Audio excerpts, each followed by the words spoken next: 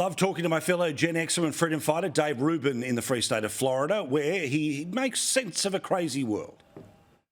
Now, did you have a moment's silence for the Biden family today? Very sad news that Hunter, of course, the smartest man the president knows, the big guy who his former business partner says got a cut of his money from Ukraine, Russia and plenty of other places. Well, he finally pleads guilty, but he will spend no time anywhere but in his art studio.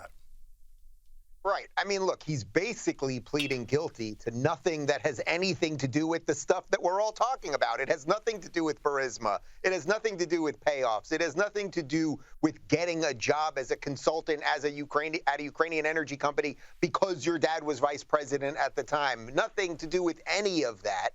And, you know, with all the attacks on Trump and the indictments on Trump, the machine sort of felt, okay, we better do something with Hunter Biden. So instead of going too far with him, which would have actually probably taken down Joe as well, you throw these minimal charges at him. You don't put him in jail. It has nothing to do with the stuff that people really want to talk about, which, again, is the Ukrainian energy company and payoffs to the big guy and all that. But, you know, Democrat privilege, man, you can ruin everything. You can steal, you can cheat, and you'll stay out of jail, and you'll usually get a promotion. Now, also in the UK, of the past couple of days, it started off with a tape of kids who were taping their teacher, who was blowing up at the kids because the kids said, hang on, why is this other student allowed to identify as a cat? If you have a vagina, you're a girl. If you have a penis, you're a boy. Yeah. But cisgender is not necessarily the way to be. You are talking about the fact that cisgender is the norm, that you identify with the gender of the sexual organ that you're born with, or you're weird. That's basically what you're saying. Yeah. Which is really despicable. Even then, because you've got those genes. How you identify. It's not an opinion that we're expressing this school. It is. No, it's not. And if you don't like it, you need to go to a different school.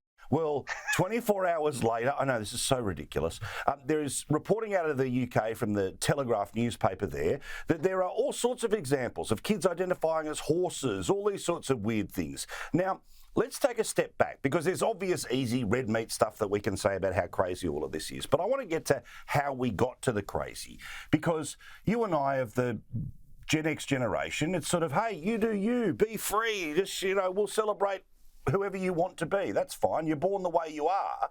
But how did the left make the most of tolerance to make nonsense like this become acceptable and enforceable? Paul, I must say, I cannot, as a Gen Xer, take any blame on this one because what our generation did was say, hey, you know, you want to be in a relationship with somebody, you want to be who you are, okay, fine, that's it. But we weren't denying reality at the same time. You are not a cat if you are a human. You are not a dog if you're a human. You're not a dog if you're a cat. The point is there is a fundamental difference between being yourself, being in a relationship with another consenting adult that you want to be in, versus forcing other people to partake in your delusion. So you are not a cat. You are not a dog. A dog is not a cat. You know, in crazy communist California, the legislature just passed a bill that if you do not affirm your 7 or 8 year old's gender identity, so meaning if your 7 or 8 year old one day comes home, he's a boy, he one day comes home, says he's a girl, if you don't affirm their gender, the state can now literally take your kid away.